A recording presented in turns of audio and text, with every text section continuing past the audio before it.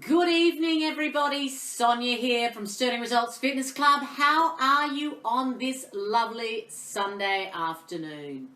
So Sonia, on Sterling Results Fitness Club, every Sunday night we hold staying healthy conversations, and it's an opportunity for us to talk about some amazing things that might help you stay healthy. So as tonight starts, we're in the middle of COVID-19, which is pretty disastrous around the world from a health systems impact. We know it's a flu, we know we're going to be more than likely fine, but obviously there are some major concerns about the health system and the impact of all the cases that have on the health system. So right now I'm pushing the conversation about flatten the curve and social distancing. So we're seeing that in the media right at the moment, but it's that time to really rev it up between us and our friends and our peers and our work colleagues, that it's about flattening the curve and social distancing. So social distancing, as you've heard with the Prime Minister and the Chief Medical Officer, is being about 1.5 meters away from someone, or just not kissing someone you don't know. You know what I mean? Like, we don't handshake anymore. We might do, you think you saw Harry the other day do a fist pump. It's still going about our normal daily lives, but just maybe limiting the amount of touch that we do. So just opening with the fact that we are in an interesting time, and so our whole aim should be now to flatten that bell curve. So flatten the curve is the tagline. And the best way to do that is through social distancing. And of course, as we know, what is the challenge with the bell curve? It puts an impact and a stress on our health systems. And I wrote a post today on my private page that really commented that if we can manage it and reduce the curve, then the health system can be managed for those who need it. You know, those with cancer, with heart disease, with emergencies, car accidents, those sort of things are still going to happen. So the less we can do by, putting ourselves into COVID, the better we can help the health system. So, just again, those two taglines: flatten the curve, let's help the health system by helping ourselves by social distancing. And we practice that today on our hikes by walking close, but not that close. But again, that's normal. Isn't it nice to exercise in nature and go out there, hike, still keep fit, still keep healthy without getting stressed? The other thing I want to say, because we'll post this website or this video up on YouTube and on my website later, is that we are practicing safe practices in the gym downstairs. So we still want to exercise every day. We still want to participate in class group exercises, but there is a policy now of clean surfaces, wiping down our mats, our kettlebells, for example, and the disinfectant and the sprays and things like this. So there's a don't come to the gym if you're not feeling well, but certainly come to the gym and keep exercising if you are. And the key thing, like always, even in normal flu season, we don't want to give the flu to anybody else. So safe practices are what we're encouraging. So hashtag flatten the curve, hashtag social distancing, but tonight's hashtag is about hiking gear. So if you're a hiker or you love hiking or you've ever thought about hiking, there's a lot of stuff you need to get going in hiking. Now, you can come out on any of our hikes and not have any of this gear, but as you go on it, we want to get you with the right gear. And it's a conversation that happens all the time with my hiking team. So all the time when we're out, people say, what shoes should I get? What backpack should I get? What's a bladder? What sort of this should I get? Hiking poles, blah. So I want to spend tonight, not spending, long, but trying to get us through the top 7 hiking pieces of equipment that we need when we're out hiking. And I think we start from the bottom and go to the top. So what I'd love to do tonight, it is staying healthy conversation, so that conversation piece is out there. If you've got a question about hiking gear, if you've got an opinion about hiking gear, if you've got an experience that you'd like to share, please start spreading some conversations and drop some words. If you like what I'm saying, give me a thumbs up. If you want to give me a heart, I love that. If you don't like what I'm saying, you give me one of those frowns. It's fascinating when you watch the live video of ScoMo and the Chief Medical Officer, how many thumbs up and thumbs down they get. So some very interesting people out there. But I don't mind. Let me thumbs up, thumbs down, hearts, loves, comments. Everything is appreciated. So love your feedback. So let's start off with number one. Number one is hiking shoes. What shoes should we have when we go out hiking, and what sort should we do? So there are people that will come out in trail runners, and you know, that's sort of okay. Oh, I should go back. I want to preface what sort of gear we're using. So as in what sort of level is this going to be about? Hiking comes in a range of variations. You can do a little 2-hour hike that you do with me, and that's lovely, hiking around Sydney. Then you can do a full day hike where you might be going away on a trip, and you say every day we do a day hike. Then there's overnight hiking where you carry everything yourself and you do overnights. Then there's trekking in the mountains like Nepal, and then there's mountaineering, and there's a range of things in between. I'm going to take the middle of the road tonight. So all of the hiking I'm going to talk about is assuming you're doing a day hike. Now, a day hike could be with me for 3 hours in Sydney, but any of my global hikes, they are also day hikes. So basically anything that we need, whether we're doing the Kiama walk in 2 weeks' time, the 6-foot track, the Coonabarabran track, the Nepal, Machu Picchu, Chamonix, any of this sort of stuff, this is the gear we're going to talk about. So I want to go middle of the road. While I do that, I'll give you some other tips on the side to say if you're going to do this, this is a suggestion, but middle of the road. So when I talk about shoes, number shoes, then as I said, there are trail runners and a lot of people use those in Sydney, and that's fine. But if we're going middle of the road, I wouldn't recommend trail runners, and I definitely don't want to see sand shoes or gym shoes out on the hike. Now, if that's all you've got, that's fine. So we're not asking you to spend money, but we do want to really encourage you to pick up a hiking shoe.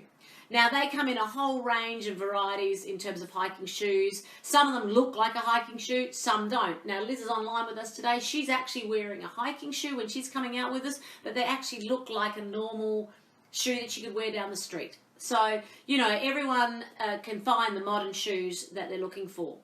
Now, I always say, what am I looking for when I'm saying a hiking shoe? It's actually about when you're walking on our terrains, it's always undulating, it's always varied. You know, you don't know what sort of terrain you're going to walk on.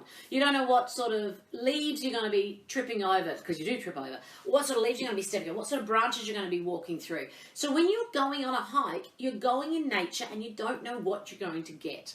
So you walk through puddles, you'll walk through trees, you'll walk over leaves, you'll walk down steps, you'll walk on rock steps, you're going to climb up boulders. There's a range of different things. So what we need is our balance controlled, and also we want really good knee alignment, hip alignment, foot alignment, ankle alignment.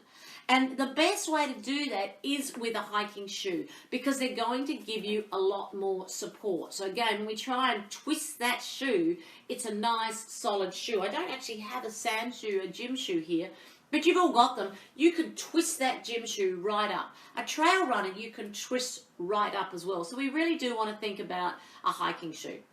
So that'll give us solid support and you know, good support for our foot and our knee and our alignment. I'm also going to recommend, if this was the first time you were hiking, oh sorry, not the first time, if you were going to do any of our overseas hikes or my quick hikes, remember I'm going for the middle of the road type of hiking shoe, then I would recommend a boot. So this is a little higher than my shoe. You'll notice the back of it is a little higher, so it goes ankle height. And the reason is we don't want to buy 5 pairs of shoes. We don't want to be like me and have 5 pairs of shoes. We really want 1 pair of shoes. So what's the best pair of shoe I should buy? I'd actually say a hiking boot over a hiking shoe, because that then gives you this lovely ankle support. And it's this ankle support that's going to support your knee and your hip as you're hiking. So if you were to buy only one and you were thinking about doing a global trek or a multi-day trek or going on 8-hour treks, I would recommend a boot over a shoe, but really it's much of a muchness. There is only one thing that's important, or 2 or 3. One thing that's super important, and that is the sole. I don't care what you look at when you look at the aesthetics of it, how pretty it is, because one day it's going to get mud on it and it's not going to be pretty. But what I do care about is the sole and the thickness of that sole. And you can see just from here, I'm a long way away from this screen, you can already see how thick these little grooves are.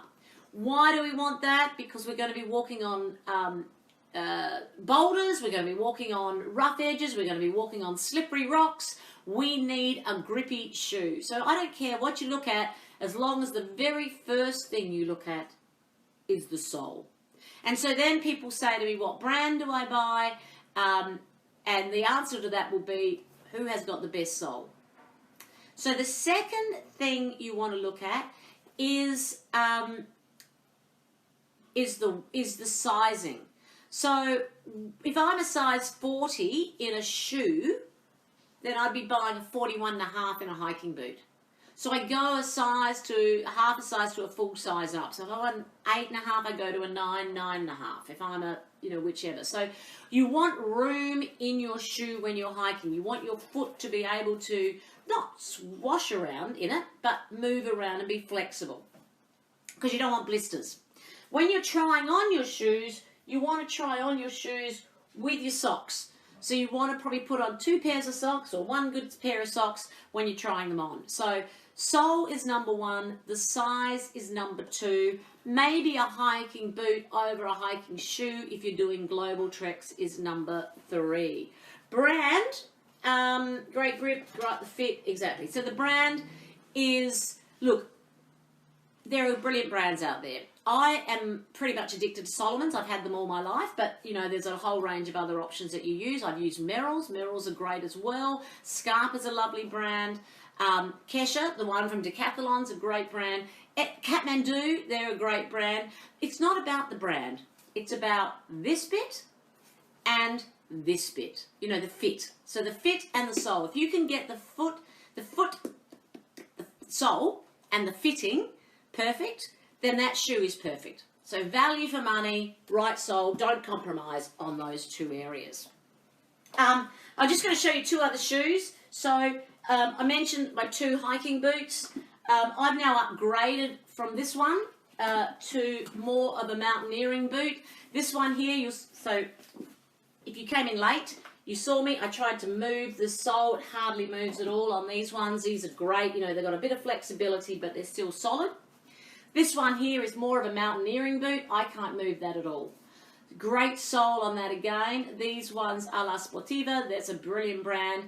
If you're doing massive rock climbing, like I did the Chamonix trip this year, and we did a full day of climbing up over rocks. These are the boots I wore on the Matterhorn. So these are the boots I also then wore on the 6-foot track. So you can wear these anywhere. They're my high boots now, but they are my big boots for Nepal, for any of my mountaineering trips. Unless, of course, I'm going to the snow, and then I'm going to wear my double boots, my mountaineering double boots. They've actually got a second boot inside. If I'm climbing above 6,000 metres, these are the boots that save my feet from dying. So these are the ones that, this is actually the version before you buy the version if you're climbing Mount Everest. So these take me to Everest Base, well actually didn't need them for Everest Base Camp, no, but they took me to Mira Peak, Aconcagua, Mount Elbrus, all my high altitude mountains. This is what I'm wearing. These are great for anything else, but for all of us, perfect. Pick them up, about $180, Solomon's, perfect pair of shoes. Okay, shoes. When you wear shoes, you need socks. You know how many people come on my hikes and wear one of these? Something you bought from Coles.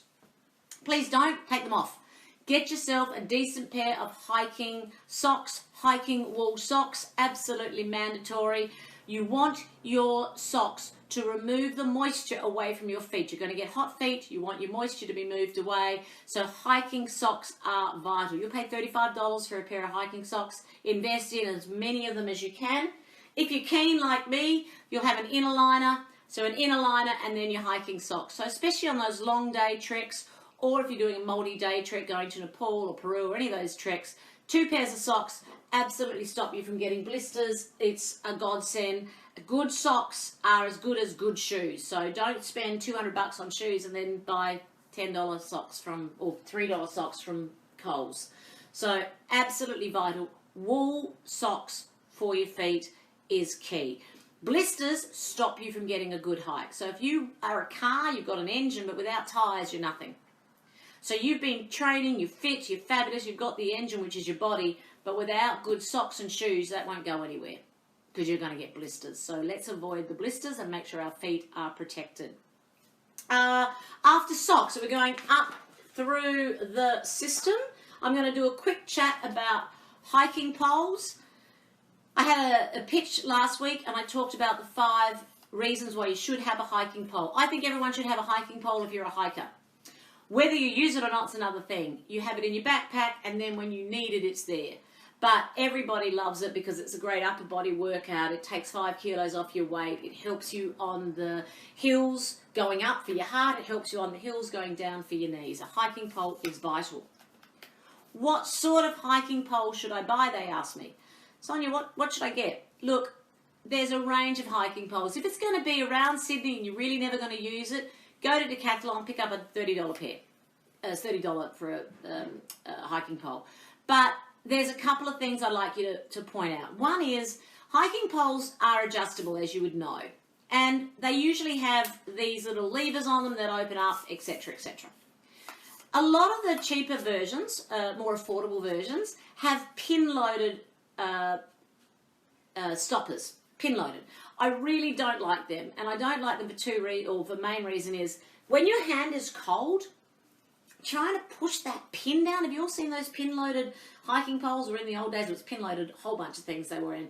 You push it down, and you can never push the damn lever down, which means you're spending a lot of time trying to adjust your poles. So go for something like a clasp, one of these little ones that can clip up. Mountain Designs have them.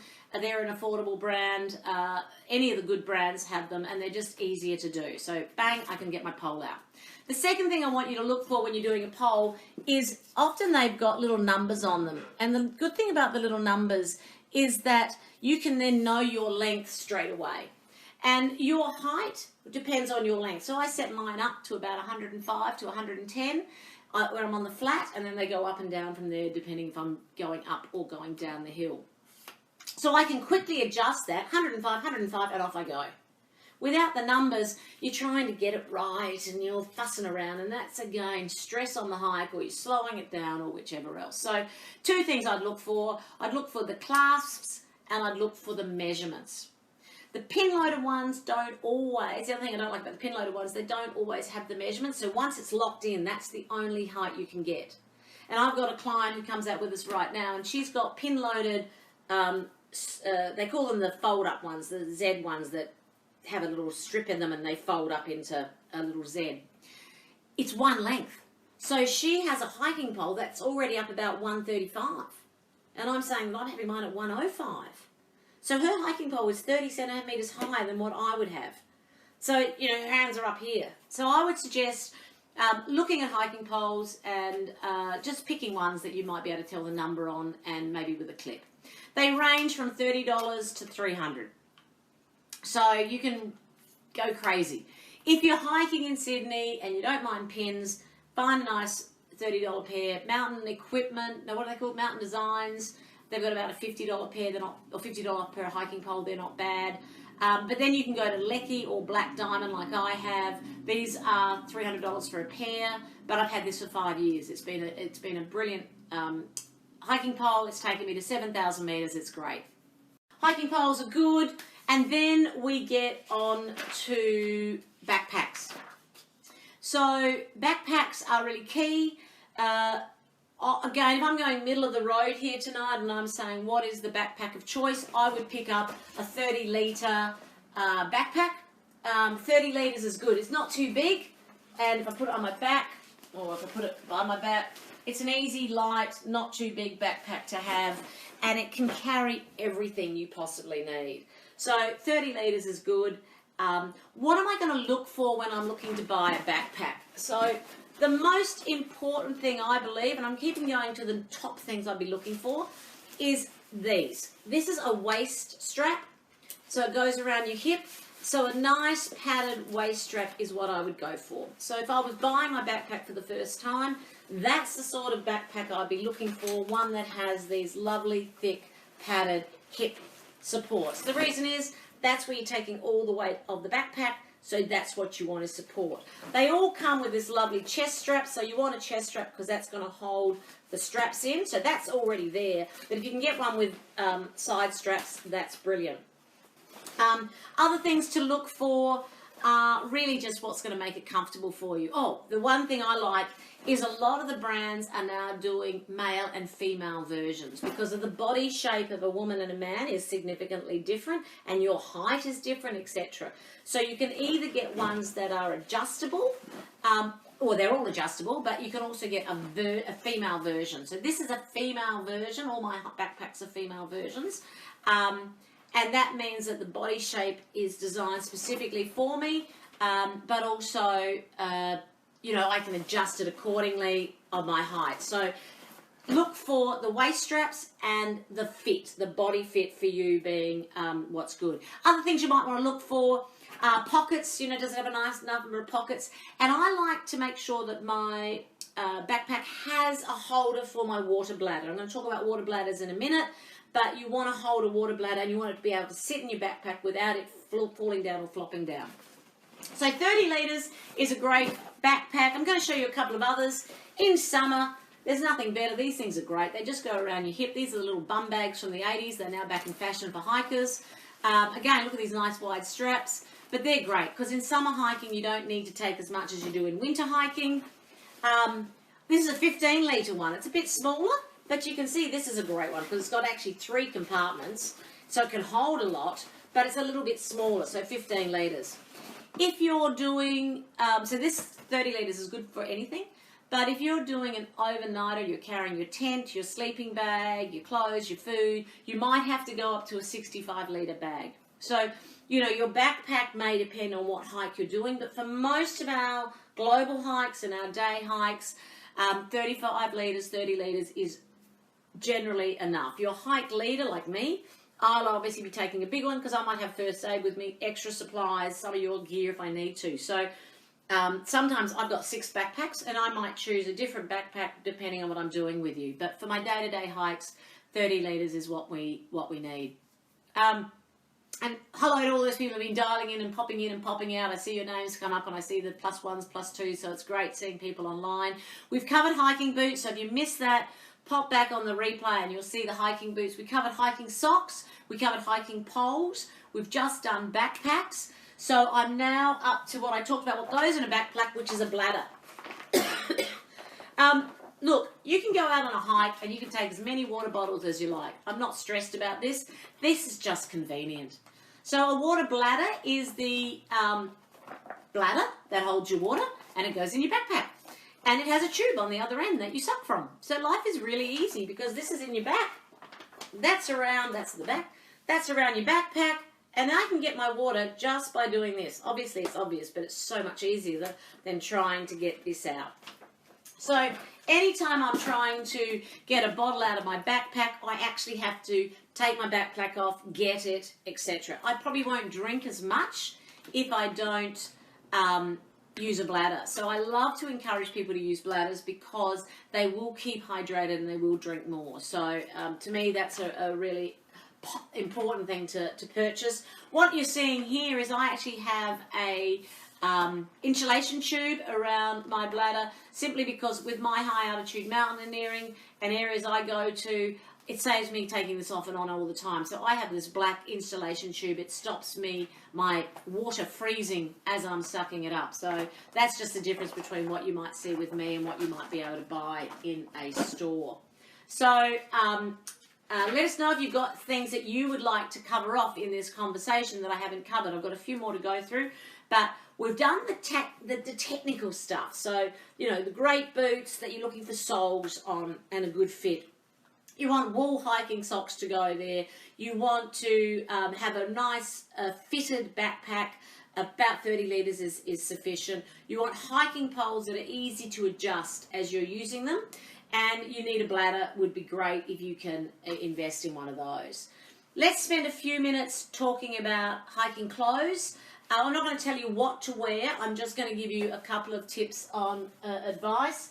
Again, if you're heading on a multi-day trek, not just shorts, but I love these rip-off shorts, you know, where you've got the trouser here and the short there, and they go together. The reason is that's 2 pairs of clothes in one. I don't have to go and buy anymore, so or wear pack anymore. So rip-off trousers, I would highly recommend if you're into multi-day hikes to or day hikes, but they go over multi-days, that you invest in a pair of those because they can be shorts and trousers all at the same time. The other thing is the shirts. Shirts are these days, there's a lot of good technical shirts out there. So Wool Blend, this new, so I'm not sure all the different synthetic versions they're using, but go to a hiking store and buy a good shirt. But the one thing is that we don't do, and that is we don't buy cotton. So merino wool is brilliant. Technical shirts are brilliant, but please keep away from cotton. So cotton shirts are just going to keep the sweat in, and if you keep the sweat in when you stop and when you rest, you'll get freezing cold. So one of the things I also recommend is a very, very lightweight merino wool fleece or jumper, so not fleece, little merino wool jumper. This is so light, it's so compact, it throws into your backpack, and it's so important to have that on every one of your day hikes because you never know what the weather's going to do. So if you can pick yourself up a little lightweight merino wool, I actually picked this one up from Aldi. It's just one of the ones I take out on my day hikes here. I've got a whole bunch of these upstairs that I use on my Nepal trips. I've got a lot of Icebreaker, best brand in the planet. So when I'm traveling Nepal or going to my 6,000 metre mountains, I actually take a lot of technical gear. But hiking around Sydney, something like this is so easy to have in the backpack, and it's so affordable. So merino wool is key, or a technical shirt, but keep away from cotton. No cotton when you come out hiking with us. So, and you hear that from me too when you come out. I often say, keep away from cotton. Hats. I really want you, if you're coming out with me or anywhere else, to invest yourself in a decent hat. Nothing wrong with caps. We can use them at any time. They're good for our hair. They're great when it rains. But my signature hat now is this one because, you know, it's great for the sun. So it's just obvious, common sense, but please invest in a good all-rounded hat. This comes from the Cancer Council. They are brilliant. Their hats are superb. Highly recommend them. And I guess in summer, you know, the most important thing is keeping the sun off. We are out for 3 hours in the sun. We want probably 1 hour of sun for our vitamin D, but then we need to get ourselves protected. So to be honest with you, invest in one of these or something similar that makes you look good is key. Nothing wrong with this. The only slight problem with all of these hats, as you know, is my ears are not being protected, and neither is my neck. So certainly recommend a higher graded hat. So what else do we need? That's pretty much the most important things. You know, what am I wearing? What am I carrying? What is the most important things? I'm just going to end off in case there's something that you're listening to that you want to send me a note on. And even if you hear this, post this video, you can always send me a message here in Facebook. If you're seeing it on YouTube, you can write a comment in the YouTube video. And share this video with your friends if you know someone going hiking. A couple little things I always think it's handy to have in your backpack when you're going hiking. One is a buff. You know, you see the buffs, you see them advertised all the time. Why do we love buffs? Well, you know, when you're starting out in the morning and it's cold, you know, that's your first point of warmth. It gets your neck warm, you've got your hat on, you might even have your beanie on. That's fantastic. As it gets hot, it, you know, can come up here and it can keep you going because it's going to keep your hair warm. When it gets, you know, a little bit more trendier, you might go for here, keeping the dirt out of your hair. When you need something else, it becomes a hand warmer. It can become a, you know, a tissue. So buffs are brilliant for everything. So you should always own a buff. And they're great during that autumn, spring, winter time. Always grab yourself a little tiny beanie, a lightweight beanie. in the spring and autumn, and in summer a full length beanie, because we're out and it's freezing cold at 6:30 in the morning at any points in time. Nice pair of lightweight gloves. Those sort of things are just handy to have, especially for our autumn and our winter hiking, or of course as you're going abroad. Never hurts to have a head torch in your backpack. Yesterday we went on a hike, and there is a bathroom on that hike, a toilet on that hike, but it's dark in there, and so you might actually like to use a torch to see where you're going. So I always say, never hurts to take a torch with you. Obviously, there is a whole bunch of reasons why you take a lot of safety gear with you, and you might get stuck. But if you're just doing a simple hike in Sydney, you're with me, where I'll be taking all the protective gear, then you just need some things for your own sanity. So a head torch is a lovely thing to do. Bushmans. We love Bushmans here in Sydney. It will get rid of any of those leeches. It will get rid of any of those bugs and what are those things called? Sandflies and midges and a whole bunch of bugs. So we love a little bit of Bushmans to keep away that. Talking about keeping away animals, this is something I highly recommend here in Australia. It's called a tick repellent. I give them or sell them to all my hiking clients. It's a tick repellent. We press that when we start the hike, and it will give me a radius of 3 meters to keep ticks away from us. And while I've been using this, I've never been bitten by a tick. When I wasn't using this, or when it had died, as in it does run out at some point, I get bitten by ticks. So highly recommend a tick machine. And other things you might throw in your backpack are electrolytes. Electrolytes are really key, and I love these ones here from SOS because you can carry them as light as this, and if you need one, you put one in your water. They can go in your bladder, go in an extra bottle. I always carry a small bottle of water with me so I can put an electrolyte in it. And these from Cliff. These are these lovely little energy bars. The Cliff blocks, absolutely, and these are the SOSs that I talked about. These are brilliant, because when you're trying to go up a hill and you're exhausted, that'll give you so much energy. It's an energy hit. So remember, if you're a marathon guy or if you ever run, those gels you used to suck, remember all those? This is that, but it's in a tube form. And there's 6 tubes in here, so it'll last you forever. But they're like, well, one of my clients called them a nitroglycerine bomb. They just give you so much energy and you're off and running. Oh, 2 other things we didn't talk about and absolutely vital. Your Gore-Tex jacket, and I'm going to talk about this for a few seconds.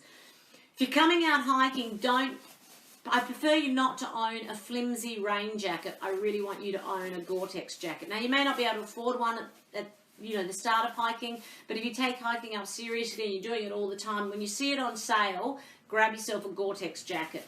There's nothing worse than hiking in the rain for 3 hours, and it can happen. You might go out and the day's clear, and then it just starts to rain.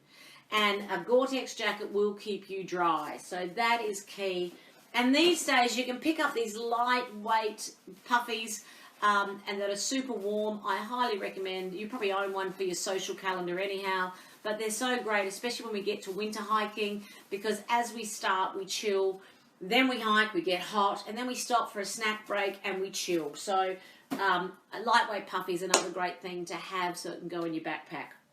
So that's pretty much what we need to take us out there. Don't forget snacks, don't forget water in that bladder, but that's pretty much what we need.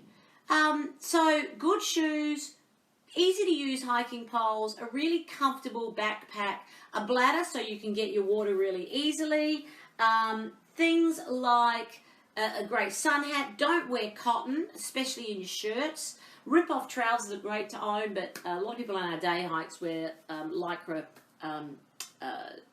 leggings. The girls, the guys wear shorts, etc. A buff's a nice thing to have. It's a whole range of little things. What is it that you think you need? Jot it down. Ask me a question, any question you like. Now, remember, you can do what you like when it comes to hiking, because it's your body, it's your zone. I'm just giving you my recommendations. After trekking the globe many times, after climbing over 40,000 meters vertically, through all the hikes I've done, after leading hikes and treks around the globe, and after hiking now for 30 kilometers every weekend over the last 5 years, I have a bit of experience. So I'd love to give you any of my food for thought, any ideas or questions you've got. Please drop me a note. You can either contact me at fitness@sterlingresults.com.au. You can use Facebook, you can use YouTube, you can use our website sterlingfitness.com.au. But I am one of Sydney's premier hiking coaches. I'm here to help you if you're interested in getting in hiking. All of our hikes are listed up on my website. All of our photos of all of our hikes are on Facebook, so you'll actually be able to go to Hike Fit, Sterling Results Fitness Club. Bunch of albums in there. You'll be able to see what we do when we go out hiking in Sydney and when we go away. We run not only weekly hikes here in Sydney, but weekends away. So when you want to escape and have that challenge of a multi-day hike, we have the Kiama hike coming up in March. We've got the Warrumbungles up in Coonabarabran in July, 6-foot track in September. We're going to Tassie in December, Mount Kosciuszko. Probably I would love to do South Australia and support the Flinders Chase, so Kangaroo Island.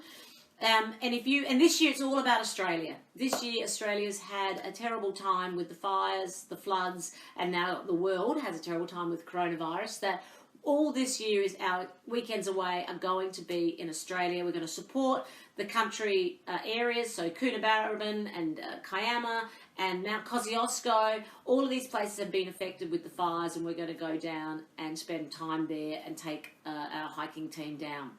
So if you want to come on any of our hikes, whether it's here in Sydney, on our weekends away, or maybe next year join me on one of our global hikes when we go back to Nepal, then drop me a line, keep following, keep posted. So tonight was about hiking. Love to know what you're interested in hearing. Staying Healthy conversations are about you and I having a conversation about being healthy. Last week I talked about my DNA, like how the DNA affects your health. The week before, I talked about a healthy mindset and how we want to get our mindset working correctly. At other times, I've talked about your macros, so getting your diet under control. We've covered off exercise. So there's a range of different weekly chats that we've been having. You can find them all on the website, sterlingfitness.com.au. Go to About, go along all the trainers and you'll find the videos. You'll also see them on YouTube. You'll also see them on Facebook. So this has been Sonia Ray. Love to hear what you're up to. Love to help you. I'd love to have you join us on hiking one day. Any questions, send them through. But in the meantime, this has been Sonia Ray. Have a sterling day. Bye guys. Have a good night. Hashtag, I've forgotten it already. Hashtag keeping your distance, social distancing. Hashtag flatten the curve. Hashtag hiking.